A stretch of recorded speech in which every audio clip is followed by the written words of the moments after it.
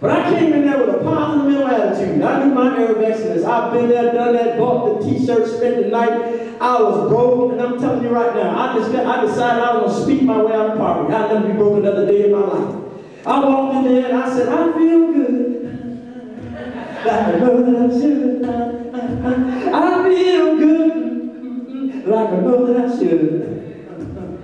So good, I got you. I was just so pleased to have people like Willie Jolly to sit on the front stage and share with me secrets and insight.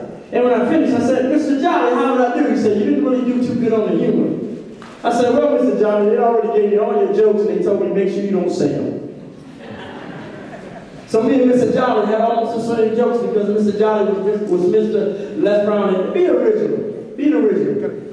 People don't care how much you know until they know how much you care.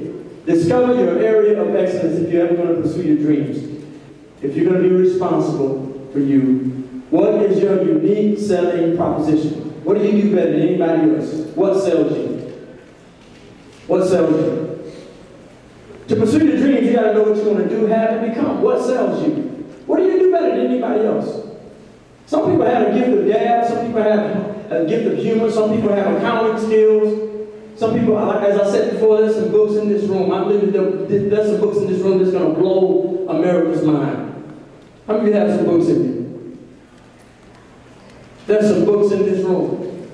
Everybody's got a story. What sells you? What's your unique selling proposition? Be responsible for what sells you. Know what sells you. What is very important also, people form habits, but your habits form your future. If you can pursue your dreams, then you got to make it a habit of being the best you. Being the best you that you can possibly be. I wake up every morning being the best me. I get out of bed with a positive mental attitude. I can do anything. Heard someone say, shoot for the moon. If you miss, you'll end up in the sky. Shoot for the stars. If you miss, you'll still end up in the sky. Be your best you at all times. All times, be your best you. I can be the best me. Why? Because I came from, I said, poverty. So poor. No, not poor. Excuse me, poor. Couldn't afford the O&R. Some of y'all gonna get it next week. I'm believing in my dreams because I got nothing to lose. Come on, I decided I'll never be broke again another day in my life. I didn't have nothing. So I didn't have nothing to lose. Wore Reebok so long. How many ever wore Reeboks? I wore my Reebok so long, it said R-E-E-B fell off. I wore OKs. Holes in the bottom, but they're okay. Shoestrings, dry rotted, but they're okay. I can pursue my dreams. And to be responsible, you got to put forth the effort. Work 8 hours a day. After that 8 hours a day, you got to work on success. How many of you want to be successful in life? You feel you're successful in life. I learned this from Mr. Dennis Kimbrough. To believe your dreams, pursue your dreams, you're responsible for success, but I found out success is nothing more than a statistical event. That's all it is. An event. The day you were born is an event. Your birthday, the day you graduated, the day that you were hired, the day you got your college degree is an event. To pursue your dreams, you got to first think yourself worthy of that success. Why am I saying that? I talked about some of the negative things that I've approached from being born, and I'm going to share this with you. How many of you know when you begin to look at yourself in the mirror every day, you got to learn how to love yourself. Love yourself. You can love everybody else. So in loving myself, why do I do that? Because I understand the statistics and the odds against me even being me. I understand that it takes 40 days for an embryo to be born, an embryo to be formed. And that 40 days, it takes 40 weeks for it to be born. Against all the odds, I was born to be a winner. When you know what you want to do, have to become, you can not only pursue, but also believe your dreams. If you're going to have success, you're responsible for absorbing information. Readers are now leaders. When I talk to Mr. Les Brown, I say, what are the books you read? Mr. Johnny, what are the books you read? The books that we read, it gives us information and we just pass information from one place to another. One place to another. You're responsible for reading.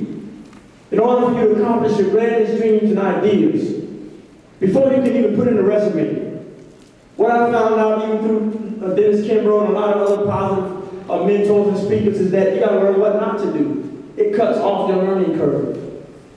Learning what not to do, it cuts off your learning curve. Heard a poem by Benjamin Mayer's God's Minute. Everybody knows the poem. It goes, God's Minute. I've only got a minute, just 60 seconds in it. Forced upon me, can't refuse it. Did not seek it, did not choose it. But I know that I must use it. I will suffer if I lose it. Pay account if I abuse it.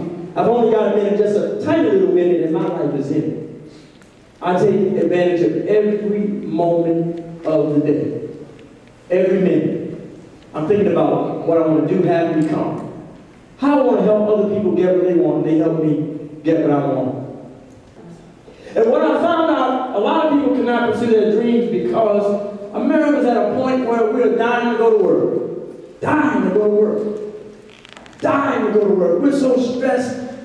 We're so caught up in the day, the 12 hours of work, and I got to get this done, and we don't have time for ourselves. Discipline is the wherewithal to do what you have to do when you know you have to do it, whether you want to or not. If you're going to pursue your dreams, you're going to have discipline to read, to pursue your dreams.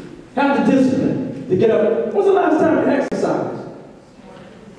That's great. You know, I'm not as young as I used to be. My son's about 23 years old. He's buffed, and he used to play football, cornerback. I mean, he was, you know, the Big East all player of the week and all this good stuff. And this year he's in camp for the National Football League. He said, Dad, when's the last time you exercised? I said, well, the doctor told me when I approached the age 40, I'm about 44 years old now. He said, when I turned 40, he said, son, you need to get some air in your face. Go out and get the wind in your face. I said, no problem. He said, son, you need to get some exercise. So what I started doing, when I walked in the postal facility, you know those facilities are very large, I just opened the door and ran. I just started running. That was my exercise for the day. And then I would leave, and I would be pulling on a product. I said, what are you doing? I hang my head out the window doing about 55 miles an hour. I said, I'm just getting some air in my face. But the true essence of discipline is getting out, working on yourself, working on your own personal, professional development, knowing when you're supposed to walk, when you're supposed to get exercise.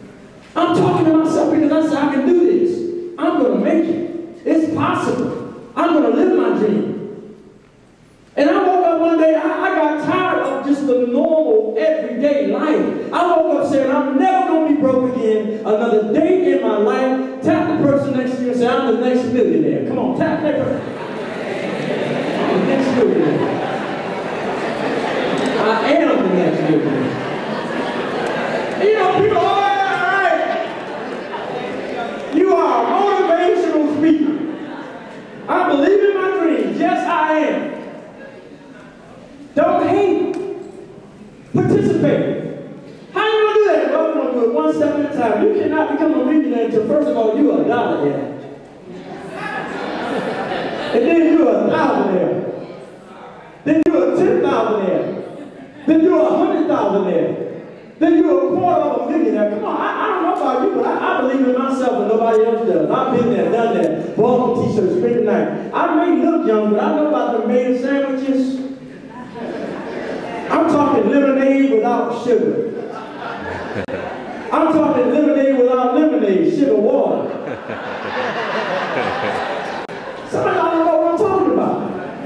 We're not talking smothered steak. I go to a restaurant. I was with Mr. Parker, my assistant today. We go to a restaurant. They got seafood for $38 on the plate. I came from smothered bologna. Y'all not talking about. You talking about pick up some corned beef hash with the key on the can. And Mama didn't play. We didn't have seafood. We didn't have fish. We had seafood in the little flat cans. Sardines. I'm sorry. I said seafood. They said sardines. Y'all know what I'm talking about. So don't tell me I came from nowhere to somewhere, $1 there to $1,000 there, $1,000 there to a $10,000 there. I know what I'm talking about.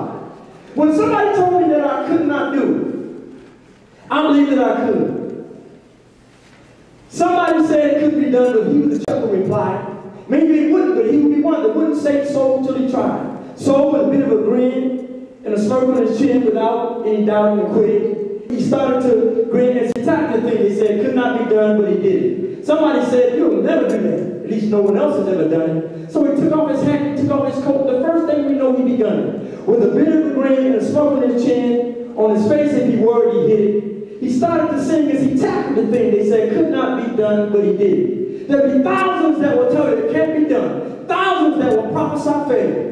Thousands that will tell you one by one the dangers that wait to fail you. But with a bit of a grin, just lift up your chin, take off your coat and go to it. You start to sing as you tackle the thing they said could not be done. Touch the person next to you and say, I can do this. I can do this. Know your area of excellence. Know that you are responsible.